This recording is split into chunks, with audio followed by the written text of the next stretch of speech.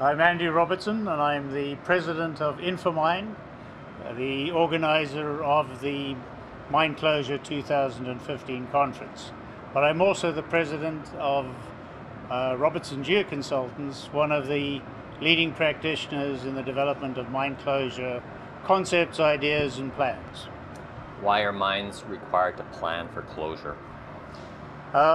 Closure has become an integral part of the initial evaluation studies, the feasibility studies, operations, and minimizing the long-term liability that mining leaves on society where it has extracted the resource. Without planning for closure, the mines will not be tolerated. Local communities depend on being presented with plans that show that the land that's being disrupted will be returned to a form which would be an asset to the community and not a degradation that they have to live with. What is the number one thing that miners get wrong when planning for mine closure? The largest cause of failure of mine plans or inadequacy of mine plans is optimism. Miners inherently are very optimistic. During the stages of initial feasibility and so on, the tendency is to optimistically look at what they're going to be doing and often do not realize the level to which they're going to disturb and change the conditions that apply to the environment and the physics of the mine site.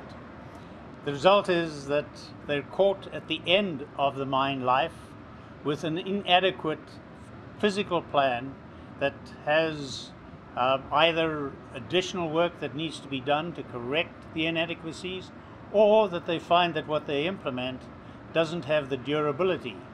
We need to recognize that post-closure is forever.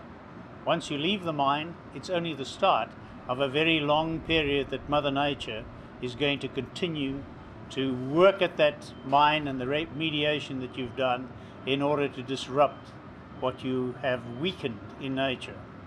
So the most common mistake is inadequate planning with rose-tinted glasses at looking at the end effects, and therefore under-providing both engineering and financial provisions needed to implement good practice in closure. Are there recent trends in the practice of mine closure that are occurring right now? There definitely is. The regulatory authorities, pressured by the communities, are requiring a much greater level of mine closure, a much greater level of understanding of what the environmental effects are going to be both during operations and post-closure. Therefore, the amount of study that has to be done, the amount of understanding that has to be developed, and the financial planning that has to be put into making provision for the remediation during operations and at closure has become a very important part of regulatory control. So we are seeing big changes in the regulatory requirements. This is the legislation of what has to be included in closure and closure plans, and in the practice and in the diligence with which mine closure is being scrutinized and vetted by the regulatory authorities. What is the Mine Closure Conference 2015? The Mine Closure Conference brings together those experts that are interested in mine closure. This is the experts that sit on the mines and are responsible for the mine closure technology that's actually applied on the mines, for making the decisions as to what levels of mine closure, what expenditures, at what stages, how the mine planning should be changed in order to limit that liability, as well as those that are practitioners of the technologies of mine closure. So it's geochemists, hydrogeologists, geotechnical engineers, miners, those responsible for revegetation, as well as a host of social interested parties who are interested in how well and how effectively mine closure and remediation can be done. There's also those that are responsible for funding mines and therefore what the liabilities that are associated with mine closure.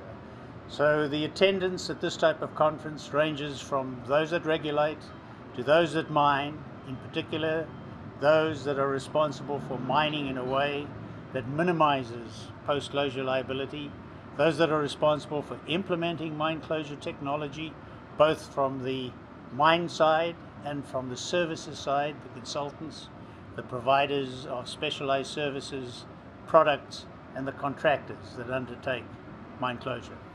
Why should somebody in industry that might be facing mine closure, why would it be important that he attend this conference? Being one of the biggest liabilities that mines face, and being something that may be visited on the mine either ahead of its time due to a drop in the price of the products you make, or that there's a natural end to the mine, there is that need to be able to be aware of what is the latest technology, what is the latest modes and methods of controlling the effects that mining has had on the land surface. How do you apply some of the new products that are being developed, and what are the new products? How do you apply the new techniques that have been developed? How do you estimate longevity, global warming, assess erosion that may occur for hundreds of years? These are new areas of research that have been spurred by the recognition of the liability that we leave behind, and the recognition of those that have to vet and approve the closure plans.